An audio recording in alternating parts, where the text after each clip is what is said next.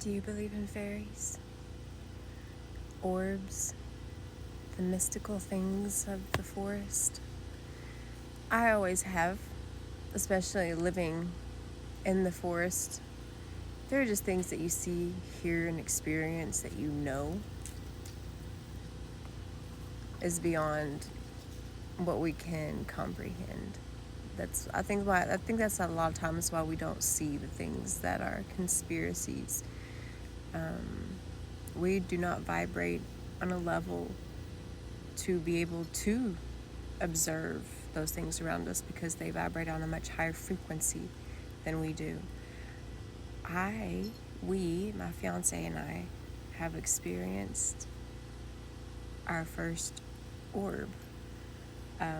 We set up a couple game cameras recently, a couple months ago, just to keep an eye on the animals while we were away from home mostly. And they do not get triggered by bugs. They don't flash at night, which is really cool. So if there's an animal or an intruder, the camera takes a photo, but it takes a night vision photo. It does not flash. I'm going to show you guys some examples. So this is how the camera takes photos at night, and where it looks like there's light, it actually doesn't flash. It just creates, I guess, an aperture enough that it absorbs the amount of light within that range. But other than the little branch that you can see in the upper right hand corner, I've cleared away all of the other branches away from the view of the camera. So that way it doesn't get triggered easily. But if the wind blows the branch and it triggers it, then I know that is what has triggered the camera. We were away from home the other night, and it was a still night. It wasn't windy at all. The weather app said that it got up to 4 miles an hour at the highest, and that was not anywhere near this time. So originally, as you can see, we have a couple of dogs. They are probably what triggered the original camera. It takes 2 photo bursts every 3 to 5 seconds that there's something in front of the camera. So it's capturing photos of the dogs. But look what shows up. As the camera was taking pictures of the dogs, it caught a photo of something else. And you can say it's a bug. I personally don't think it's a bug. I don't see a body of a bug. I don't see the legs of a bug, and I don't know what would be causing that much light. But in the top photo, you can see the little smear of motion, and in the middle photo, the obvious light. I also want to note that we don't have any lights out here. We live in the woods, and we do not have power poles, we don't have electricity, we don't have security lights or anything like that. We run on a generator. The generator was off and no one was home. So what is that light? And then in the next photos, you can see it kind of starts moving around, but it's only one object. It's shooting up through the top, shooting down to the side, and kind of hovering around this one spot. So from this perspective, if I were the dog standing in the driveway, this is what you would see.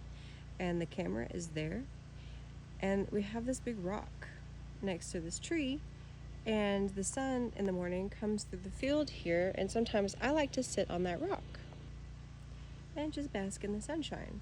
So that's the perspective from that rock, or from this side looking at that rock. And so whatever was flying around was right in there. So since we were away from the house, I have the app that sends me the photos directly to my phone when I'm away from the house. I knew that we had captured something, so I already had intentions of creating a small altar and leaving some offerings for whatever it was whenever we got home. Whenever we got home, as I was gathering things for the offering altar, me and my fiance both heard this low growl, almost. And it wasn't any of our dogs. They were all in the living room with us. The cats were all chilling, so we don't know what it was.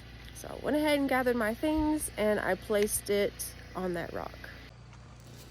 When I create altars, I don't typically like to take videos or direct photos of them to post because it's a sacred thing for me, and I don't like to contaminate the energy. So I wasn't going to zoom in on it. I just wanted to check on it. And some of the things that I left, I placed some money, I placed some cinnamon sticks, some lavender, and some really nice crystals. And I originally was going to light that candle. But remember how I said that was not windy at all. You can see the leaves, the grass is not even moving. But when I try to light the candle, my lighter wouldn't even stay lit. It kept being blown out. So I just said to heck with it. But do you see that? When I came back to check on the altar, just to check on it, a butterfly, or whatever was in the form of a butterfly, was hanging out on the candle. Butterflies roost at night. So, I don't know. I didn't get too close and I didn't say anything. I couldn't speak. I just looked at it for a few minutes and went back inside and gave it its privacy.